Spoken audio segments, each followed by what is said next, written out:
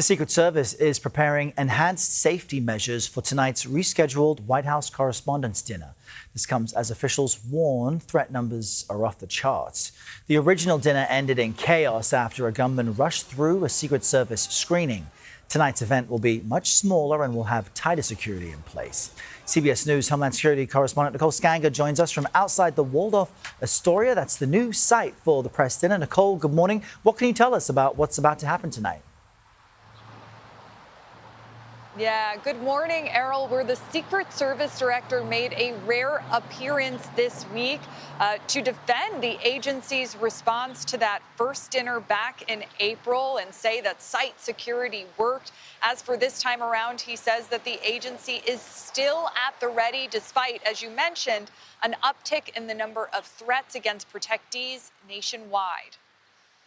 We do expect bad people to show up. It's just a reality of where we are. A stark warning this week from Secret Service Director Sean Curran ahead of the rescheduled White House Correspondents Dinner.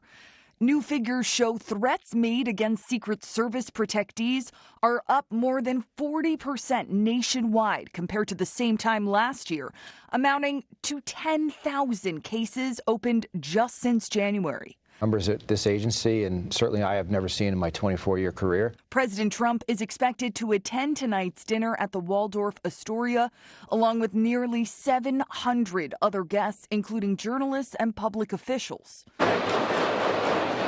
The first dinner in April was cut short after an armed man rushed a checkpoint and opened fire, injuring a Secret Service agent. Cole Allen was arrested and has pleaded not guilty to charges, including attempted assassination of the president and assaulting a federal officer. We do expect things to happen at the magnetometers, unfortunately, but that's why they are there.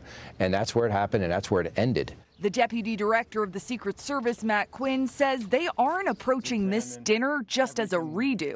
So we examine every single site and we change things and get better every single time. The agency has carried out nearly 3,000 of these kind of site visits this year alone. Former Secret Service Special Agent Keith Wojcicki says the agency is breaking its silence for a reason. I mean, when you're talking 10,000 threats, 3,000 visits, all these different mental health cases, there's only 2,000 individuals in the Secret Service. They need help.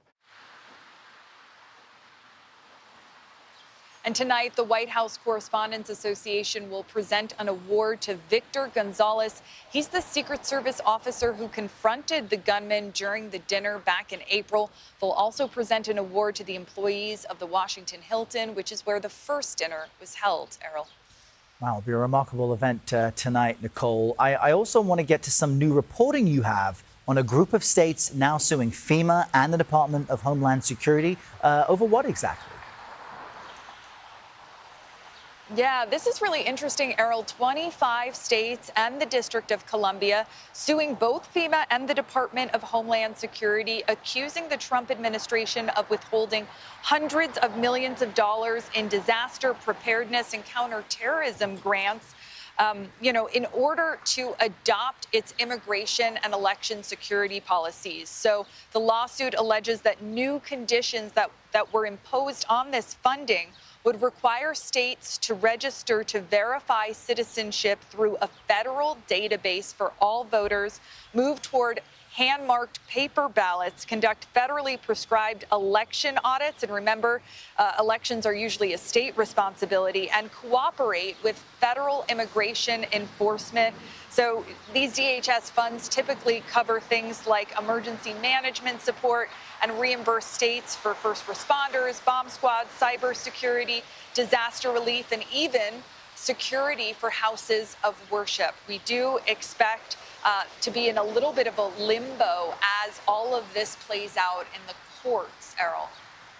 All right, Nicole Sganga in Washington. Nicole, thanks.